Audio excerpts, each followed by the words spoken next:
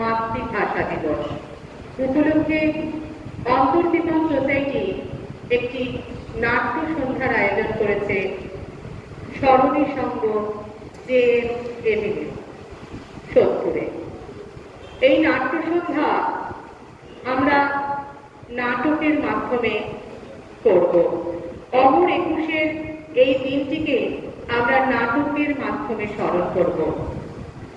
প্রথমে আমি অন্তর্দীপন সোসাইটির ছোট ছোট সদস্যদের নিজেদের স্থান নিতে বলছি।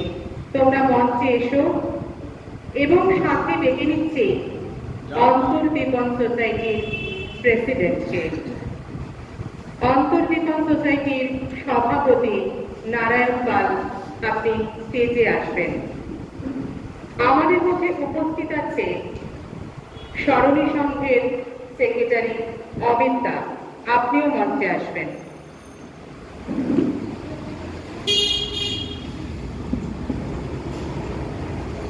নাটক করতে এসেছেন আমাদের মধ্যে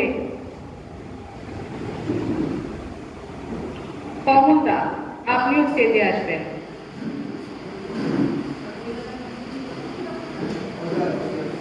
অজয় দা, আপনিও আসবেন। অজয় গায়ক আসবেন।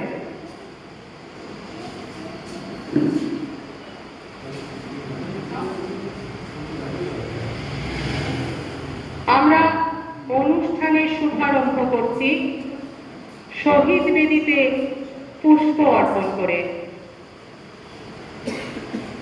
অন্তর্দীপন সোসাইটির সভাপতি শহীদ বেদিতে ফুলদান করবেন। আসুন, আপনি বসুন।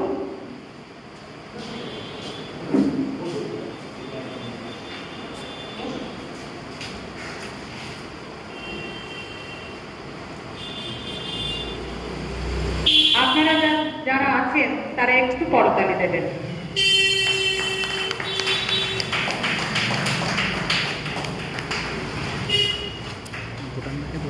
এই জায়গাটা একটু লাইট করা যায়, এখানটা বড্ড ডার্ক এসে যাচ্ছে।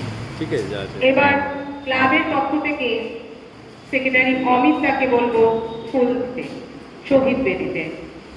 পুষ্প অর্ঘ্য দিয়ে শহীদদের স্মরণ করি আমরা।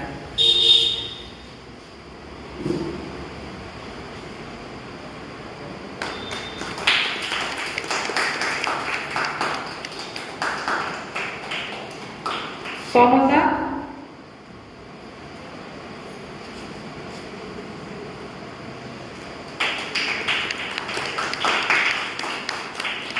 অজয় দা,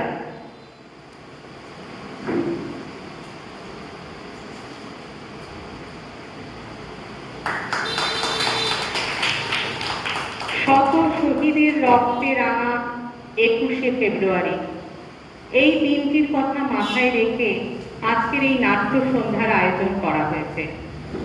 তাই আসুন সেই শহীদদের কথা চিন্তা করে এবং আমাদের মধ্যে খুবই কিছুদিন আগেই যারা গত হয়েছেন শিল্পীরা, তাদের কথা মাথায় রেখে আমরা সকলে ১ মিনিট নীরবতা পালন করে নিই। আসুন ১ মিনিট নীরবতা পালন করে নিই। অজয় দা,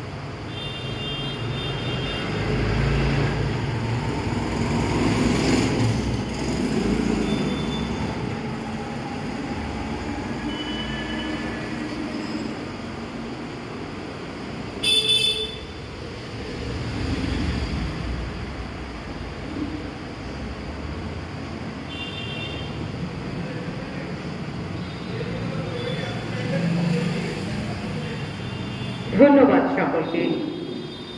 আমাদের মধ্যে উপস্থিত আছেন স্মরণী সংঘের সেক্রেটারি দাদা অমিত দাকে সম্মান জানাবেন আমাদের গ্রুপেরই সভাপতি। আসুন তার হাতে মেমেন্টো তুলে দিচ্ছেন আমাদের গ্রুপের সভাপতি।